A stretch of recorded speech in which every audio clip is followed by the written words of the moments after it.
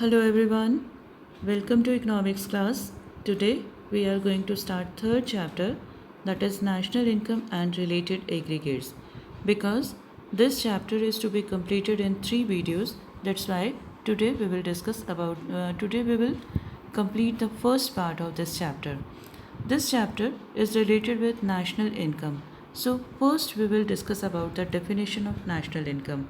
Dear students, in the previous chapter we discussed that national income can be defined in three ways on the basis of different phases of circular flow.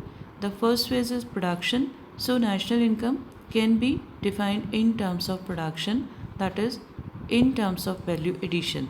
Then second is the income generation. So national income can be defined in terms of the factor incomes. And third, this is disposition or the expenditure.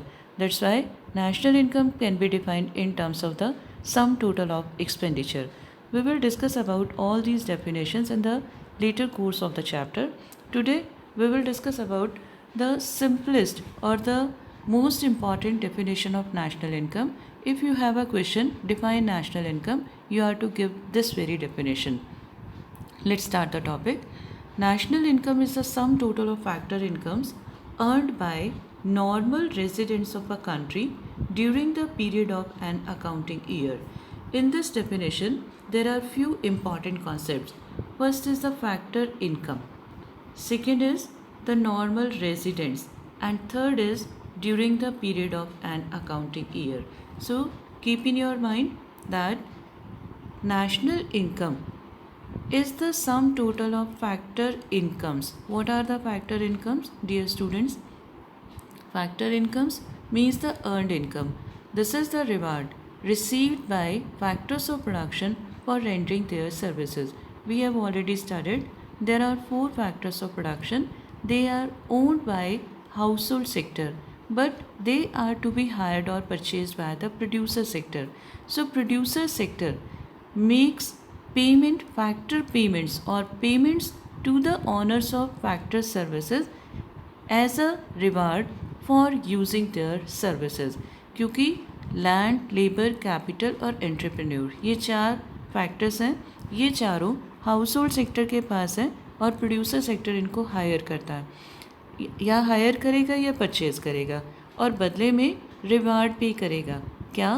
Land को मिलेगा remuneration, rent. The remuneration paid for the use of labor is wage, and the remuneration paid for the use of capital is interest, and the remuneration paid for the use of entrepreneurship is known as profit. So what is factor income? We will discuss in the next slide. After that, normal residents. This is the people residing in a particular country more than 1 year, having the economic interest in that very country. We will discuss about the normal resident also. Then an accounting year. National income or its aggregates are calculated, are estimated during a period of 1 year, which is known as an accounting year. So while defining national income, you are to include these 3 terms. One is the factor income, second is the normal residence, and third is the period of an accounting year. Today's video will move around these 2 points. One is the factor income and second is the normal resident of country. Let's start the topic. What's about the factor incomes? Factor income, also known as the factor payments, these are made by the producer sector to the household. Household are the owners of factor services, we have already discussed, as a reward for use of their factor services. बच्चे factor income और factor payment, factor earning एक ही चीज़ होती है. मैं house hold हूँ, मैं अपनी services दे रही हूँ, तो मुझे मिलेंगी फैक्टर इनकम. प्रोड्यूसर सेक्टर मेरी सर्विसेज, मेरी फैक्टर सर्विसेज को ले रहा है, तो वो मुझे देगा factor payments. So factor payments as well as factor earning or factor income are one and the same thing. So factor incomes are the payments made by the producer sector to the household as a reward for the use of their factor services. It can also be defined as factor income are the income earned by factors of production for rendering their services. आप इसको ऐसे भी define कर सकते हो. Factor income refers to the income earned by factors of production for rendering their services. What are the examples? Rent, wages, interest and profits. Now what's about few features? These are earned income. Earned income means these are earned by rendering the services. अपनी services देने के बाद इसको earn किया जाता है, इसलिए हम इसको अर्नड इनकम भी कहते हैं. Then these are bilateral. अगर सर्विसेज दी जाएंगी तो फैक्टर इनकम या फैक्टर पेमेंट दी जाएंगी. जैसे होता है ना, अगर वर्कर अपनी सर्विसेज देगा तभी उसको वेजेस मिलेंगे, अगर हम किसी को लैंड देंगे तभी हमें रेंट मिलेगा. These are bilateral in nature. Now what's about the next point? This is very important. These are included in national income because national income is the sum total of the factor incomes. Means national income में हम factor incomes को include करते हैं. Move to the next topic. This is about the transfer incomes. Factor incomes are different from transfer incomes. Now what are the transfer incomes? Transfer income are those income which are received by a person as a help, donation or charity, etc. For example, scholarship, financial help to flood victims, etc. कोई भी ऐसी income जो earn नहीं है, सिर्फ transfer होता है one sector to another sector, इसको हम कहते हैं ट्रांसफ़र पेमेंट. इसका सिंपलेस्ट एग्जांपल, जैसे आपके पापा या मम्मा, आपके पेरेंट्स मनी अर्न करते हैं और आप खर्च करते हो. This is the transfer income. ये आपकी अर्नड इनकम नहीं है, आपके पेरेंट्स की अर्नड इनकम है. उन्होंने आपको दी एज अ पॉकेट मनी, उन्होंने आपको दी है, तो ये आपकी बन जाएगी transfer income. So transfer income are those income which are received by a person as a help, donation और charity, etcetera. For example, scholarship paid to the students by the government, then old age pension, widow pension, then the financial help given to flood victims, etc. अगर financial help है तो वो transfer income है. अगर flood victims को कोई medicine दी जा रही है या बिस्किट्स दिए जा रहे हैं या फूड पैकेट्स दिए जा रहे हैं तो वो ट्रांसफ़र इनकम में नहीं आएंगी. ट्रांसफ़र इनकम में हम सिर्फ फाइनेंशियल हेल्प को लिखते हैं जो कैश की फॉर्म में दिया जा रहा है. Then transfer income is unearned income. These are very important क्योंकि ये पॉइंट आपको दोनों के डिफरेंस में भी काम आएंगे. आप पेज का डिवीज़न करके एक तरफ लिखिए ट्रांसफ़र इनकम, एक तरफ लिखिए फैक्टर इनकम. पहला पॉइंट आपका डेफिनेशन का बनेगा, दूसरा आप बताओगे कि factor income is earned income while transfer income is unearned income. वहाँ आपने बताया कि factor income is bilateral, this is unilateral. Unilateral का मतलब होता है वन साइडेड. आप अपने आपके पेरेंट्स आपको पैसे दे रहे हैं और वो बदले में आपसे कुछ नहीं मांग रहे.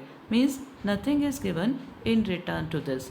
सो these are received without paying or giving any service in return.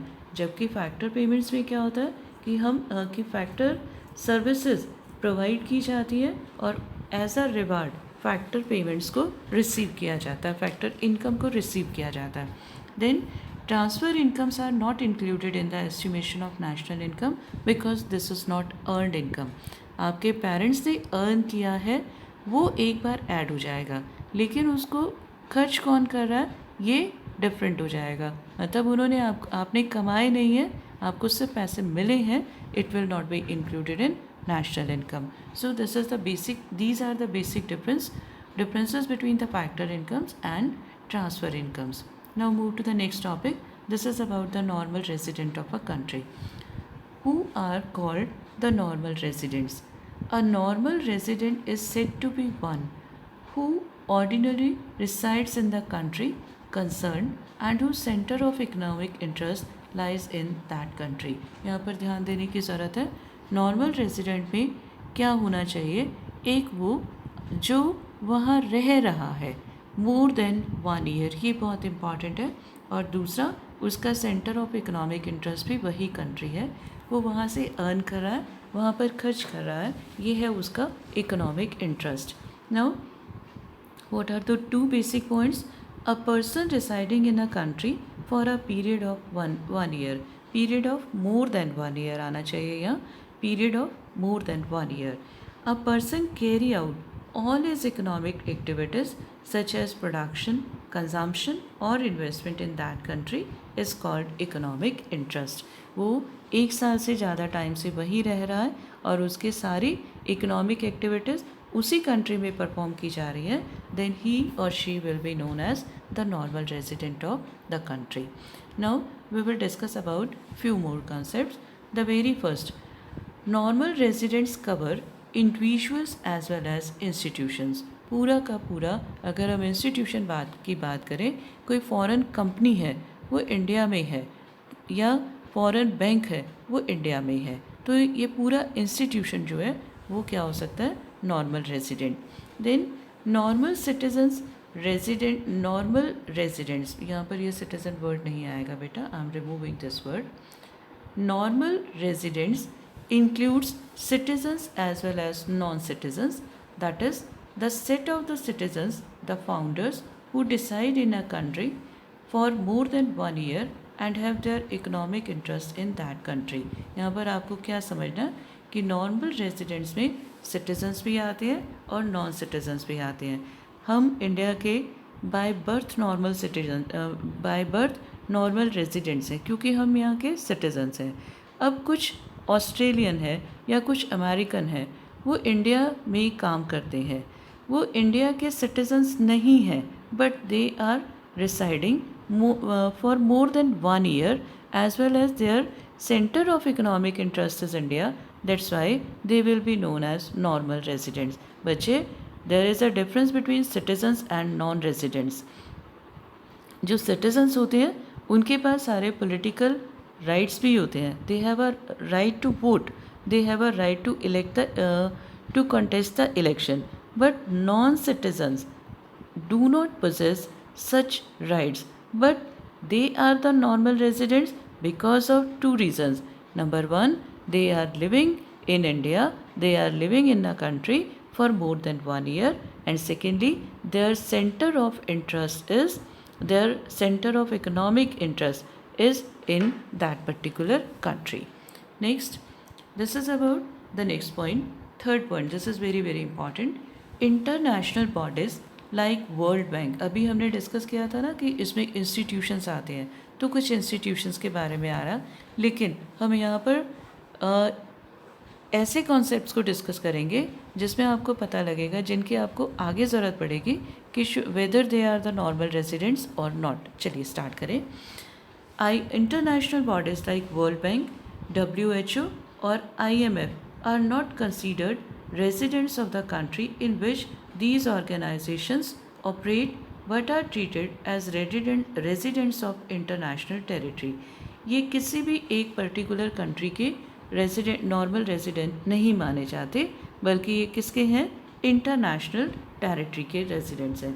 अगर हम बात करें WHO के बारे में, आपने सबने WHO के बारे में इन दोनों में काफ़ी सुना, वर्ल्ड बैंक के बारे में सुना, इंटरनेशनल मॉनेटरी फंड के बारे में सुना, तो इनके ब्रांचेस या ऑफिसेस अलग अलग कंट्रीज़ में हो सकते हैं, लेकिन ये वहाँ के नॉर्मल रेजिडेंट नहीं बनेंगे. However, the staffs of these bodies are treated as normal residents of the country in which the international body operates. जिस कंट्री में है उस कंट्री के नॉर्मल रेजिडेंट्स माने जाएंगे. For example, international body like WHO located in India is not a normal resident of India, but Americans working in its office for more than 1 year will be treated as normal resident of India. अगर वो 1 साल से ज़्यादा यहाँ पर रह रहा है तो हम उसको नॉर्मल रेजिडेंट ऑफ इंडिया बोलेंगे. अगर वो 1 साल से कम टाइम पर है तो हम उसको नॉर्मल रेजिडेंट नहीं बोलेंगे. Next point, local employees working in foreign embassies located in their country are treated as normal residents. फिर से समझिए, local employees working in foreign embassies. मैं ये पॉइंट समझाने लगी हूँ। फॉरेन एम्बेसीज क्या होती हैं? फॉरेन ऑफिसेज होती हैं। इनका मोटिव प्रॉफिट अर्न करना नहीं होता।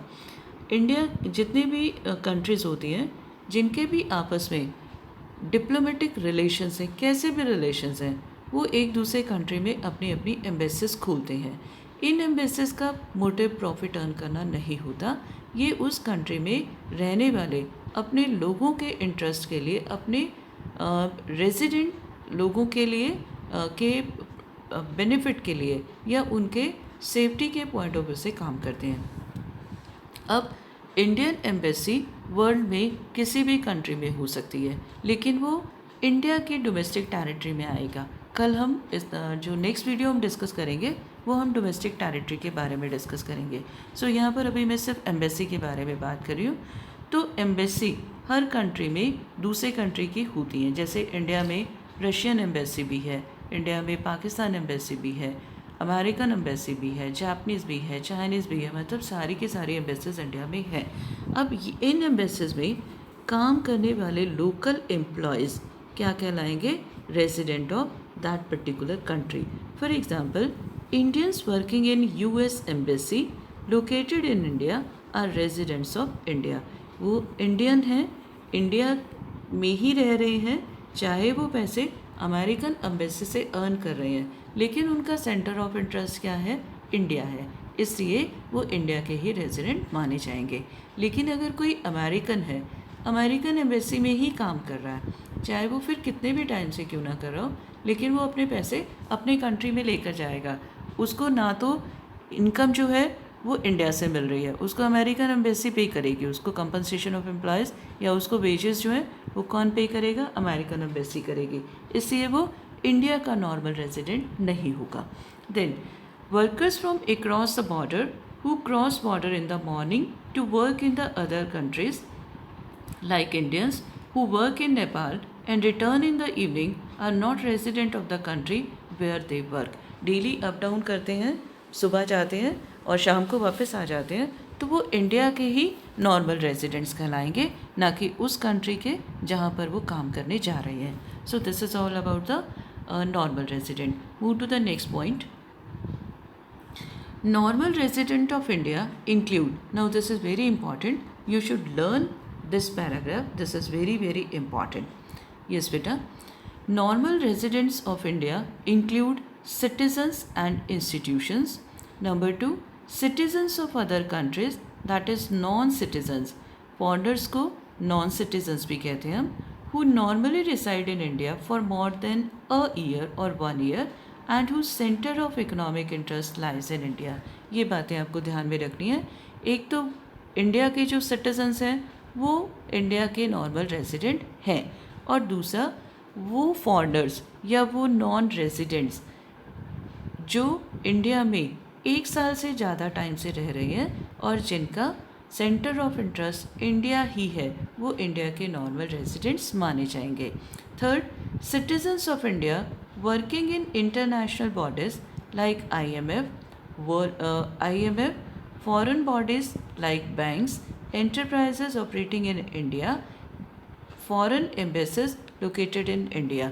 कोई भी फॉरेन इंस्टीट्यूशन है, अभी मैंने आपको बिल्कुल स्टार्टिंग में बताया था कि normal residents include individuals as well as institutions. तो जो फॉरेन बैंक इंडिया में लोकेटेड है वो इंडिया के नॉर्मल रेजिडेंट्स में आ रहे हैं, और उसमें जो इंडियंस काम कर रहे हैं वो इंडिया के नॉर्मल रेजिडेंट्स माने जाएंगे। So this is all about normal residents.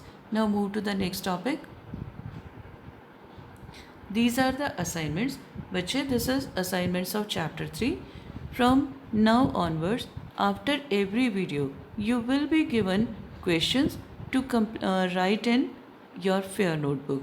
Chapter number 1 and 2, most probably I have given you for chapter number 1, probably I have given you the questions, and the assignments of second chapter will be given to you very soon. So dear students, try to complete your fair notebooks because these are very very important. So dear students, Do your work properly, stay home, stay safe, and be sincere about your studies because you are in 12th standard.